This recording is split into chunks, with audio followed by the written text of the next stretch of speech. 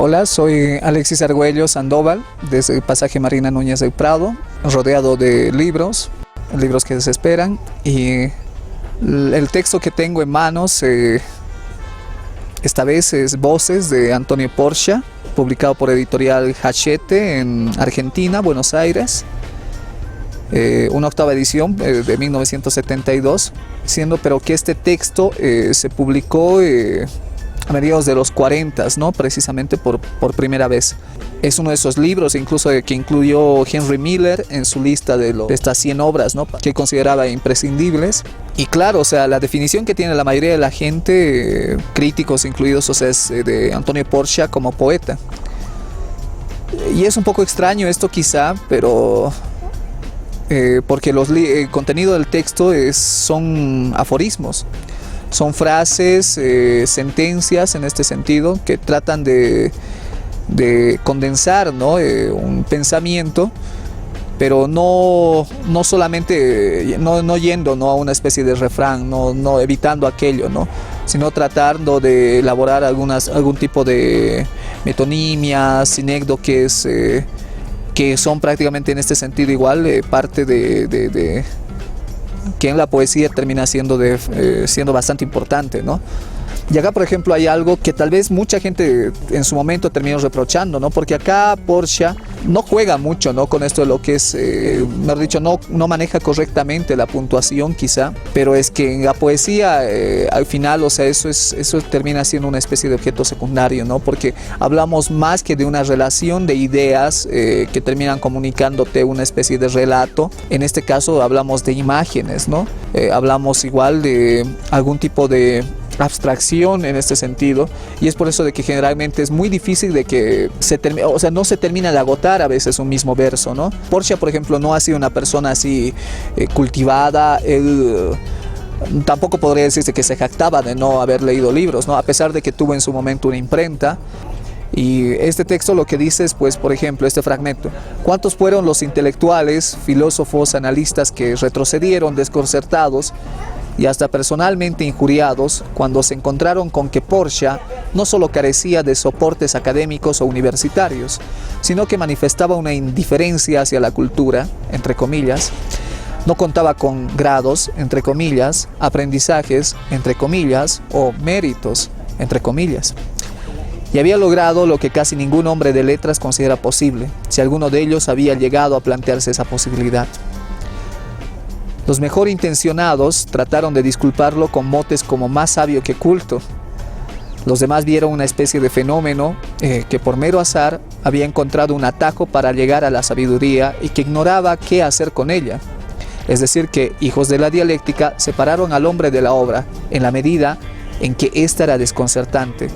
Aquel fue vuelto previsible por compensación, entre comillas. Justamente al carecer de una infraestructura cultural, entre comillas, imanta a Porcia de elementos de cultura popular. Se le llama jardinero, entre comillas, se le hace oír tangos, se subrayan las anécdotas con tintes de folletín de novela rosa, se le fabrica una imagen entre abuelo excéntrico y solterón amargado. Pero el autor de Voces, que es el título de este libro, lo había previsto todo, incluso esa imagen, y a ella respondió. Y aquí cito un aforismo de él: lo nada o lo como nada, lo nada, porque lo nada me da soledad y lo como nada no me da nada, ni soledad.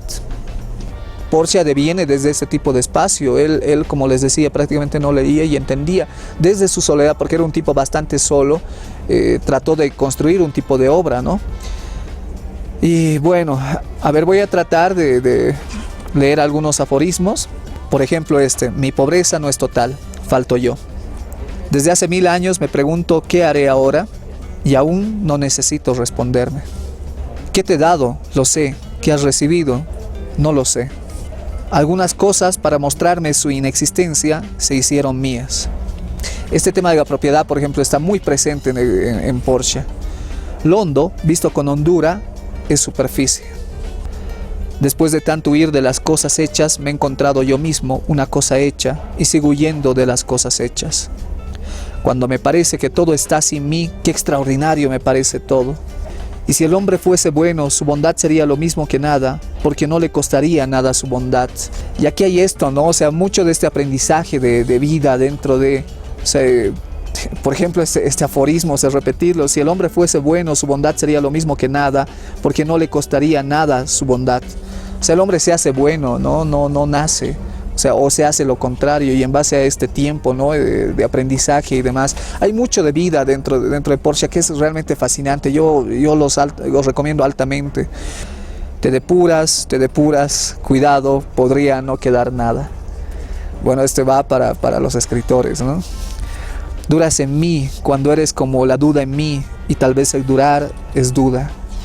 Es muy interesante cómo Portia juega con esto, ¿no?, de lo que es la lógica. En algún momento termina siendo redundante, por ejemplo, en este caso, y a veces hasta quieres hallar falacias, pero es que es la forma en la que está redactada. Es si tal cosa, tal otra, entonces tal cosa.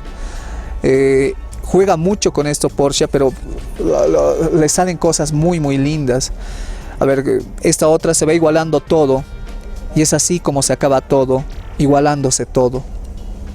Y bueno, Voces se reunió, él incluso hizo una edición depurada, que luego la dedicó así a Calois, que fue prácticamente a quien se debe que el mundo lo haya terminado descubriendo más adelante.